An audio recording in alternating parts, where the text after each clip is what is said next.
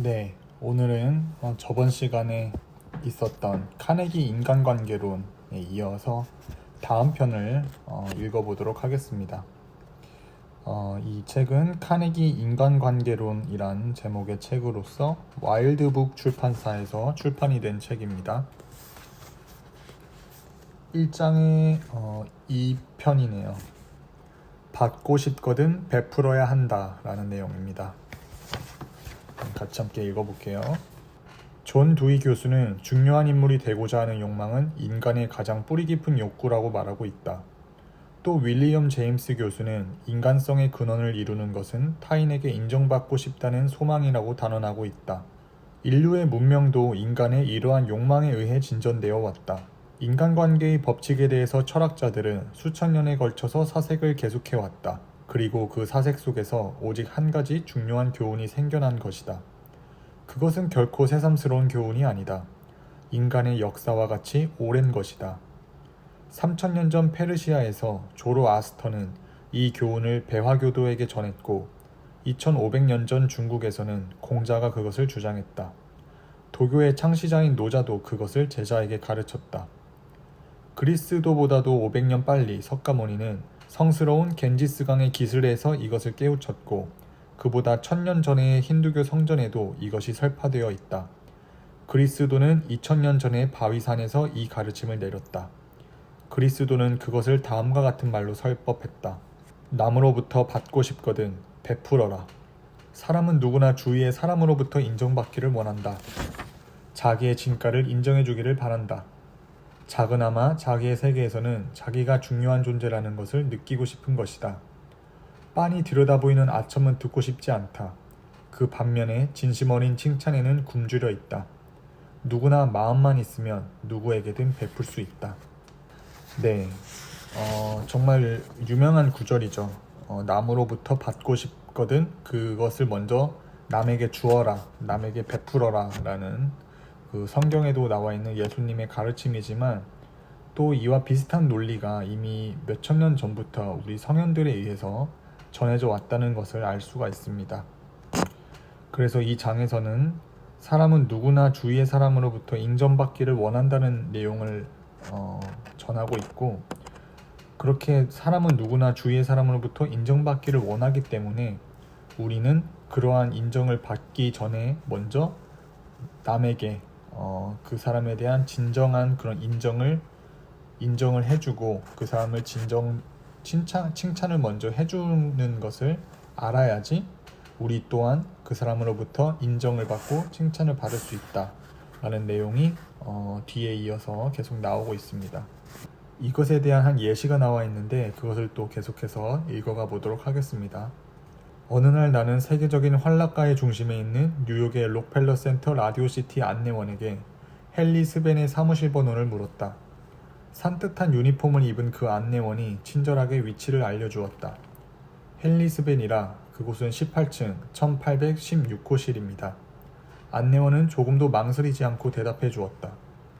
나는 서둘러 엘리베이터 쪽으로 가다가 다시 돌아와서 그 안내원에게 말했다. 방금 그 태도는 훌륭합니다. 그 누구도 흉내낼 수가 없겠습니다. 안내원은 내 말에 환한 웃음으로 답했다. 내 한마디 칭찬으로 그의 마음이 흐뭇했던 것이다. 18층까지 올라가면서 나는 인류의 행복에 일조한 듯한 기쁨을 맛보았다. 이처럼 칭찬의 철학을 응용하면 큰 효과를 거둘 수 있다.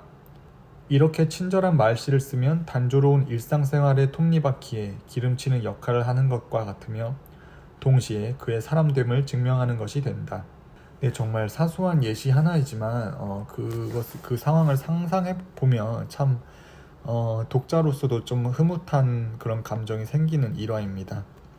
전혀 뭐 대단할 것 없지만 사소한 질문 하나에 그 사람이 정말 성실하게 투철한 직업정신으로 그렇게 프로페셔널하게 답변을 해주은 것을 정당하게 꾸미지도 더하지도 않고 그 있는 그대로의 그것을 칭찬해 주었고 그렇게 내가 그 사람에게 그 사람의 직업 태도에 대한 칭찬을 해주니까 그 사람은 그것에 대해 자기가 인정받았다는 사실에 너무나 기뻐하는 모습을 보인 것이죠.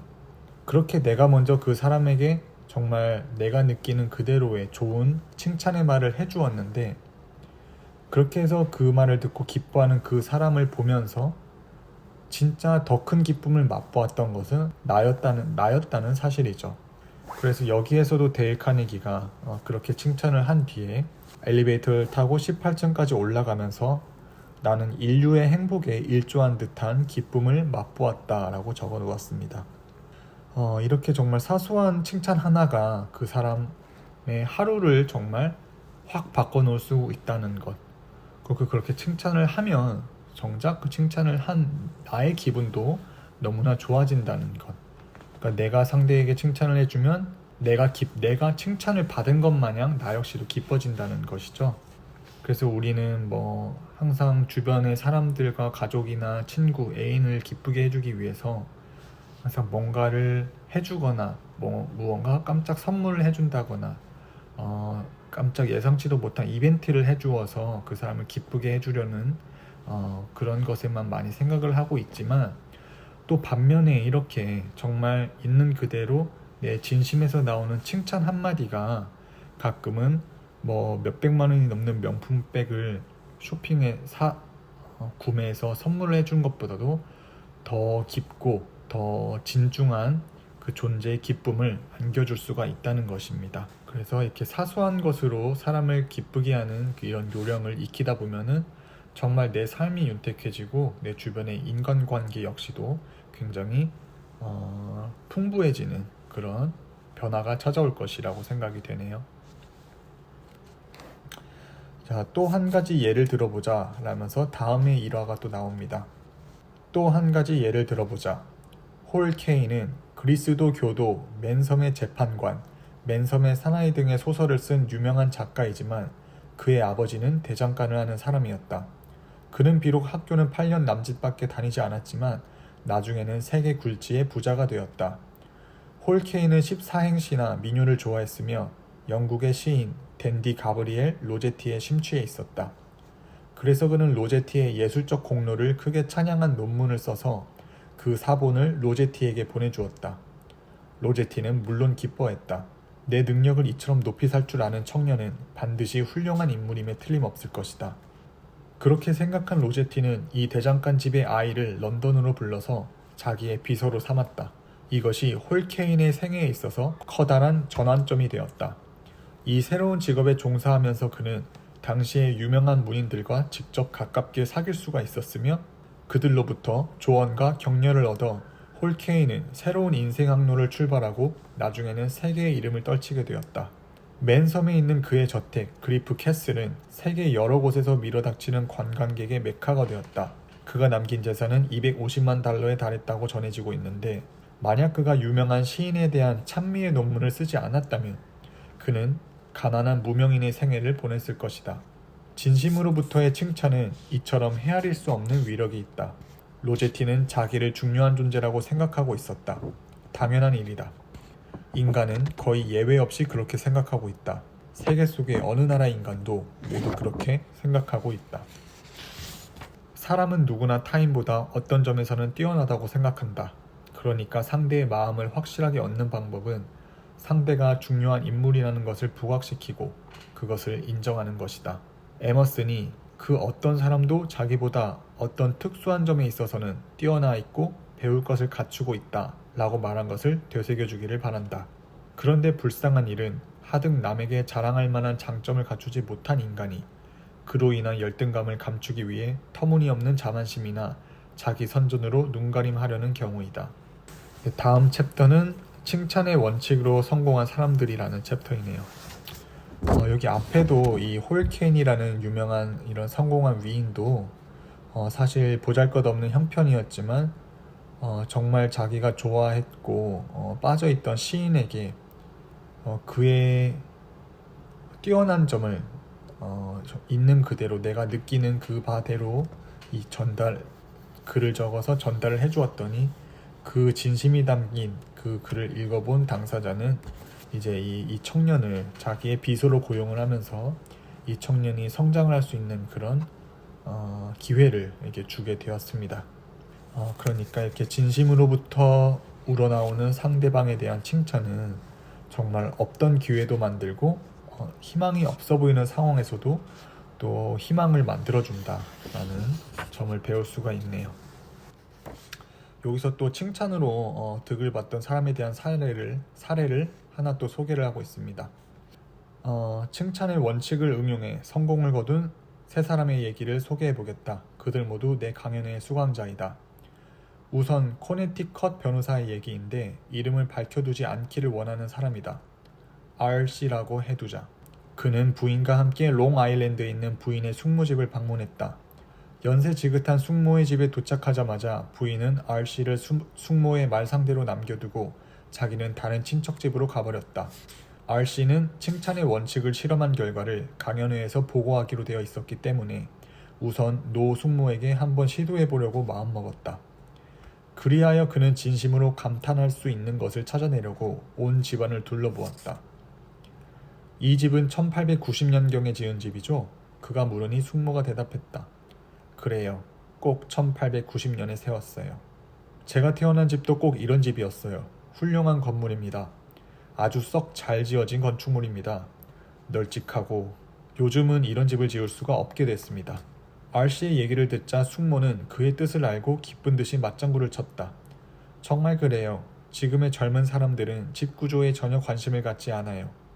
비좁은 아파트에 각종 전자제품, 게다가 돌아다니기 위해서는 자가용이 젊은 사람들의 이상인 것 같아요. 옛날의 추억을 그리워하는 여운이 그녀의 말씨에서 우러나오고 있었다. 집안의 안내가 끝나자 숙모는 RC를 차고로 데리고 갔다. 그곳에는 신품과 다름없는 차 한 대가 들어 올려져 있는 채로 있었다. 그것을 가리키면서 숙모는 조용히 말을 했다. 남편이 돌아가시기 전에 이 차를 샀습니다만 나는 이 차를 타본 적이 없어요. 당신은 물건의 좋고 나쁜 것을 아는 사람이군요. 나는 이 차를 당신에게 선물하고 싶은데 어떤가요? 숙모님, 그건 곤란합니다. 물론 마음은 고맙습니다만 이 차는 제가 받을 수가 없습니다. 저는 숙모님과 혈연관계에 있는 것도 아니고 자동차 같으면 저도 최근에 산 것이 있습니다. 이 차를 탐내고 있는 가까운 친척분이 많이 계실 것 같은데요. RC가 사양을 하니 숙모는 언성을 높여 말했다. 친척이 얼마든지 있죠. 이 차가 탐이 나서 내가 죽기를 기다리고 있는 그러한 친척들 말이에요. 그렇지만 그런 사람들에게 이 차를 줄 수는 없어요. 그럼 중고시장에 팔아버리면 좋겠네요. 팔다니, 내가 이 차를 팔 것이라고 생각해요?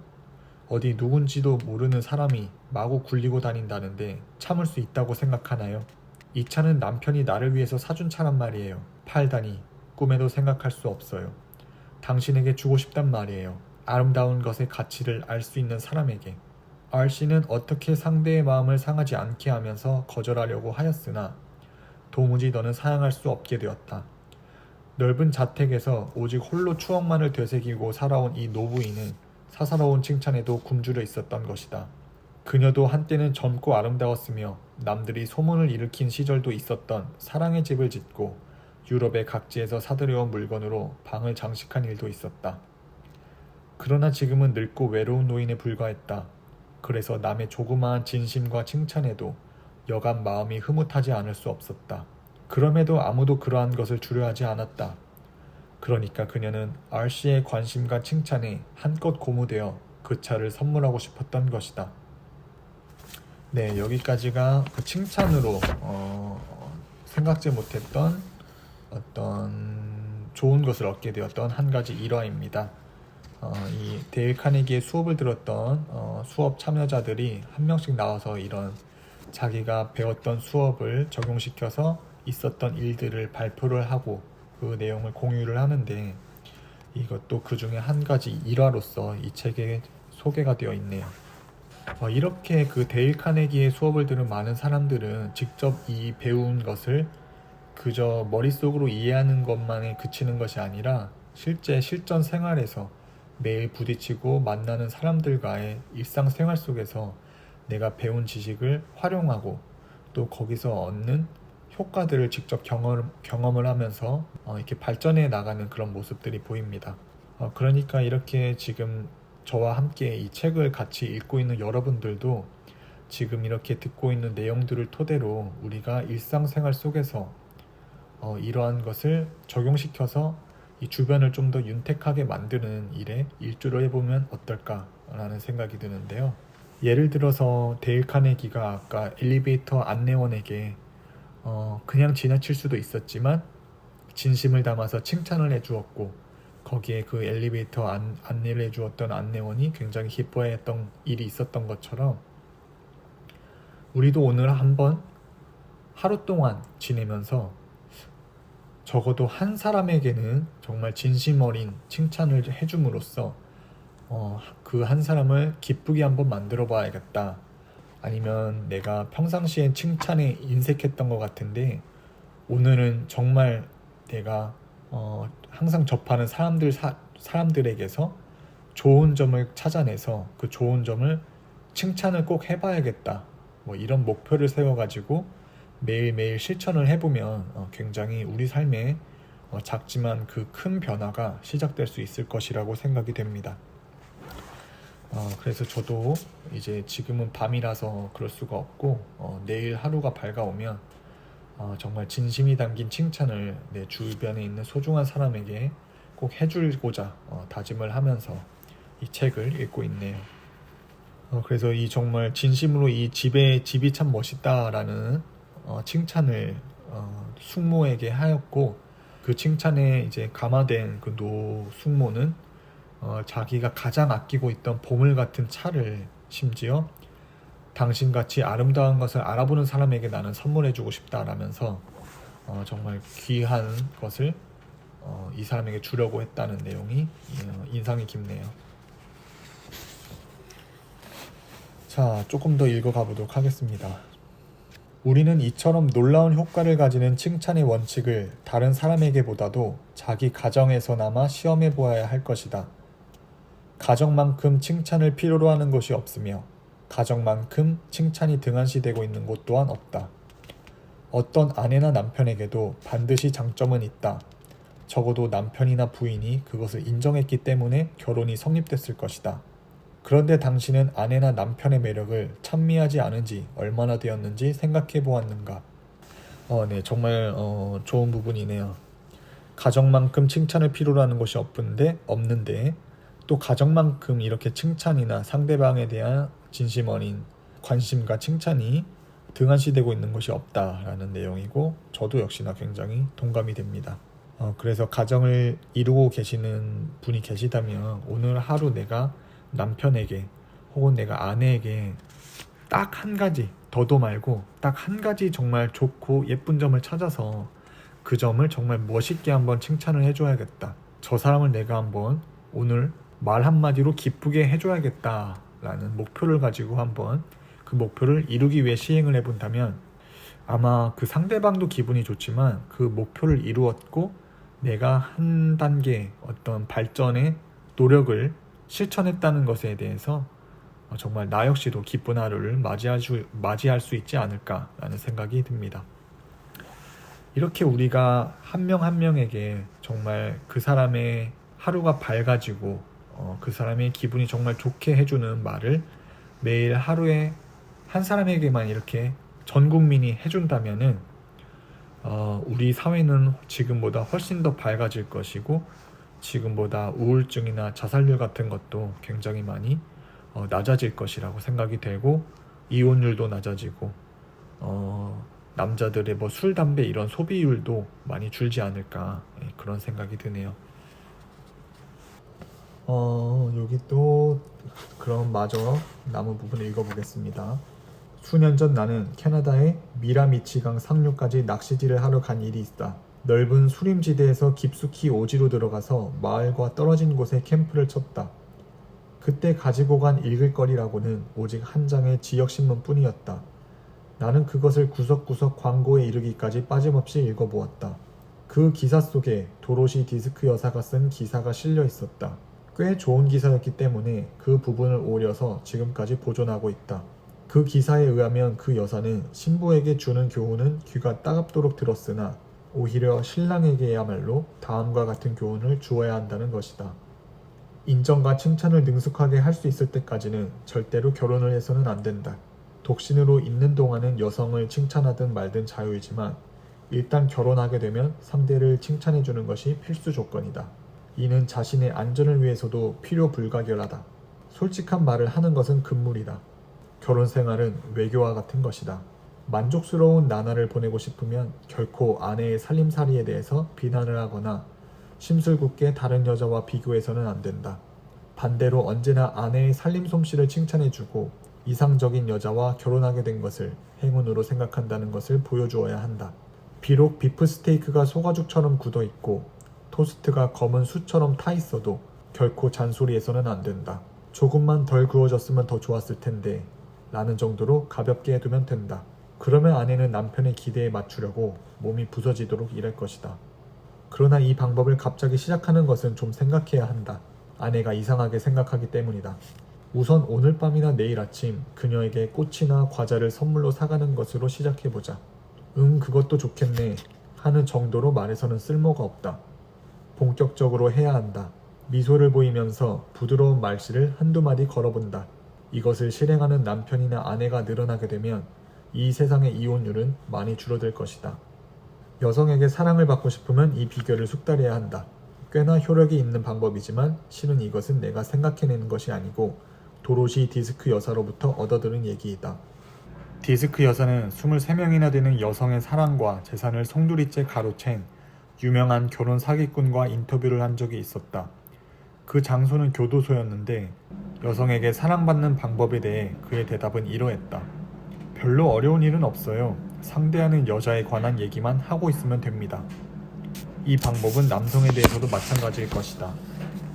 상대하는 남자의 얘기만 해야 한다.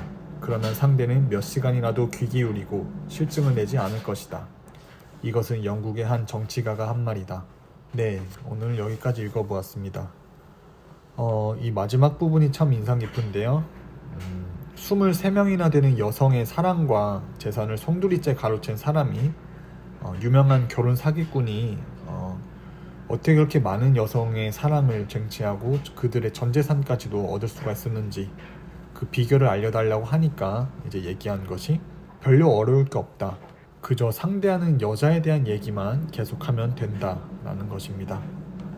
이게 꼭 뭐 결혼 사기를 칠 때만 활용할 것이 아니라 우리가 일상생활 속에서 누군가의 호감을 얻고 싶을 때 혹은 소개팅 자리 뭐 낯선 이성을 만났지만 그 사람에게 호감을 얻어야 할 때나 뭐 작업을 걸을 때도 그렇고 모든 정말 다방면에 활용이 될 수 있는 정말 심플하면서도 정말 중요한 대목이라고 생각이 됩니다.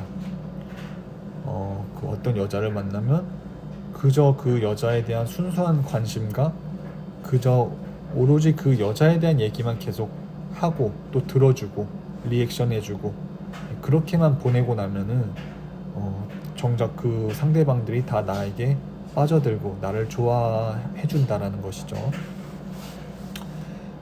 그러니까 요즘은 워낙 또 자기의 개성시대고 나를 나타내고 나를 표출해야 된다, 나의 매력을 어필해야 된다라는 게 이제 강조시되는 사회이지만 지금 같은 사회일수록 정작 더 사람들이 매력을 느끼는 것은 이런 나에게 꾸준하고 깊은 관심을 보여주는 사람이라는 것.